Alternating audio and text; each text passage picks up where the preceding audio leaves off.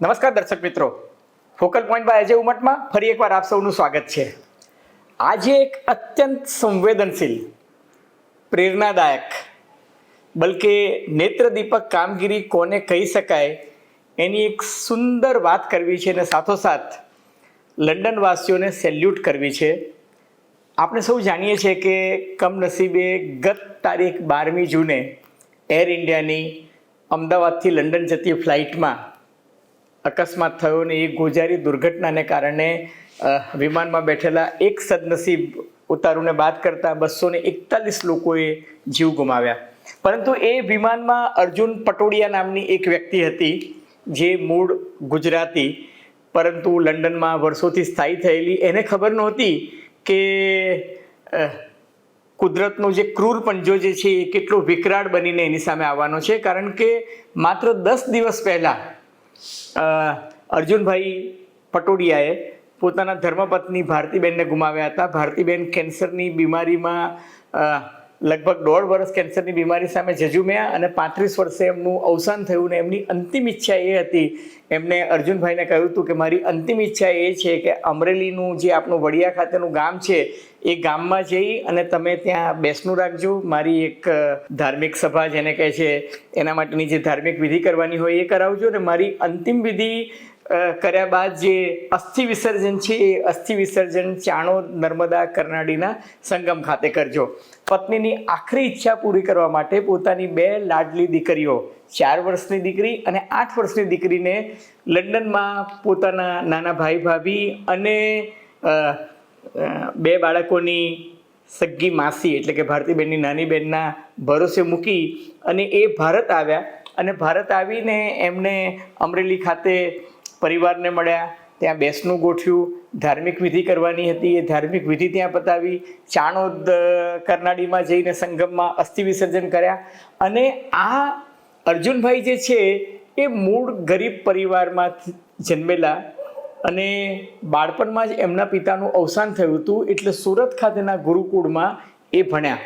અને મારી પ્રભુ સ્વામી સાથે વાત થઈ, એમણે મને આખી વાત કરતાં કહ્યું કે 1989થી 2003 સુધી સુરત ખાતેના ગુરુકુળમાં રહીને એમણે અભ્યાસ કર્યો અને સંતોને ખબર હતી કે આ વિદ્યાર્થી જે છે એ પરગજુ સ્વભાવનો છે, સેવાનિષ્ઠ છે, કર્તવ્યનિષ્ઠ છે, પ્રમાણિક છે અને ભણવામાં ખૂબ ધકસથી કોશિશ કરે છે કે સારી કારકિર્દી બનાવે. એટલે સંતોએ અને ત્યાંના બધા સાધુ લોકોએ જે એને મદદ કરી, રહેવા ખાવા પીવાની મફતમાં વ્યવસ્થા કરી દીધી અને કારકિર્દીમાં આગળ વધી શકે એના માટે લંડનમાં જે ગુરુકુળના સહાધ્યાયીઓ રહેતા હતા, જે સિનિયર સ્ટુડન્ટ્સ રહેતા હતા, એમણે કહ્યું કે દક્ષિણ ગુજરાત યુનિવર્સિટીમાંથી MBA કર્યા બાદ એ લંડનમાં ઉચ્ચ અભ્યાસ માટે જઈ શકે.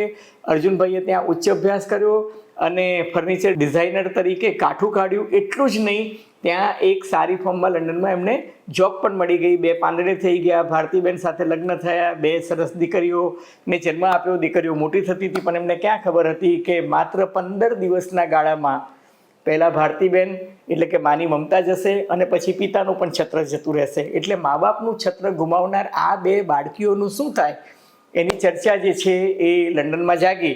પરંતુ 12મી જૂને જ્યારે એ વિમાનમાં જવાના હતા એના આગલા દિવસે એ પોતાનું ઋણ ચૂકવવા માટે જાણે ગયા હોય તેમ સુરત ખાતેના ગુરુકુળમાં ગયા, બધા સંતોને મળ્યા, સંતો સાથે સત્સંગ કર્યો, બેઠકમાં હાજરી આપી અને સંતો પાસેથી માળા લીધી અને કહ્યું કે ખબર નહીં હવે ફરી પાછો ક્યારે હું આ ગુરુકુળમાં આવું. અને સંતોને લંડન આવવાનું આમંત્રણ આપીને નીકળ્યા અને કમનસીબે આ વિમાની દુર્ઘટનામાં એ મૃત્યુ પામ્યા. હવે લંડનમાં જ્યારે એમની શોકસભા થઈ ત્યારે પરિવારના સભ્યો, ગુરુકુળના એમના સહાધ્યાયીઓ અને બીજા બધા પારિવારિક મિત્રોએ નક્કી કર્યું કે અર્જુનભાઈ તો ગયા, પરંતુ એમને શ્રેષ્ઠ શ્રદ્ધાંજલિ શું હોઈ શકે? તો આ 2 દીકરીઓ જે છે એ દીકરીઓને આપણે કઈ રીતે મદદ કરી શકીએ? સદનસીબે દીકરીને બંને દીકરીઓ પાસે માસી છે, ભારતીબેનની નાની બહેન છે અને અર્જુનભાઈના નાના ભાઈ અને ભાભી એટલે કે વાલા કાકા અને કાકીનો પણ એમને સધિયારો છે. પરંતુ ન કરે નારાયણ, આર્થિક તંગીને કારણે આ બે બાળકીઓને ભવિષ્યમાં એમની કારકિર્દી ઘડતરમાં કે ઉચ્ચ અભ્યાસમાં કોઈ તકલીફ ન પડે એટલા માટે સૌએ ઇન્ટરનેટ પર ટેલ નાખી અને જોતામાં 7 લાખ પાઉન્ડ એટલે કે લગભગ 7 કરોડ રૂપિયા જેટલી જંગી રકમ એકત્ર થઈ અને આ દાનની સરવાણી જે છે એ હજુ ચાલુ છે. અને સૌએ નક્કી કર્યું છે કે આ એક સહિયારા પ્રયાસ તરીકે આપણે આ બંને દીકરીઓને જ્યારે પણ જરૂર પડે ત્યારે મદદ કરીશું. મને લાગે છે કે આપત્તિઓ આવે છે જાય છે, પરંતુ આપત્તિમાંથી આપણે શું શીખી શકીએ? મને એવું લાગે છે કે લંડનવાસીઓએ અર્જુનભાઈ પટોડિયાને શ્રેષ્ઠ શ્રદ્ધાંજલિ આપી છે. એક નેત્રદીપક કામગીરી કરી છે અને નેત્રદીપક કામગીરી કરીને એમને બીજા બધા લોકોને પણ એક રાહ ચીંધી છે કે કોઈ વ્યક્તિ કે પરિવાર આ પ્રકારનું આપત્તિમાં આવી જાય તો બાકીના લોકો એને કઈ રીતે મદદરૂપ થઈ શકે. મિત્રો, તમને ફોકલ પોઈન્ટ બાય અજય ઉમટનો આ એપિસોડ નવ ગુજરાત સમય અને અમદાવાદ મિરરના સથવારે ગમ્યો હોય તો એને લાઇક કરજો, શેર કરજો, સબસ્ક્રાઇબ કરજો. કમ સે કમ એક લાઇક બનતી હૈ. ધન્યવાદ, ખૂબ ખૂબ આભાર.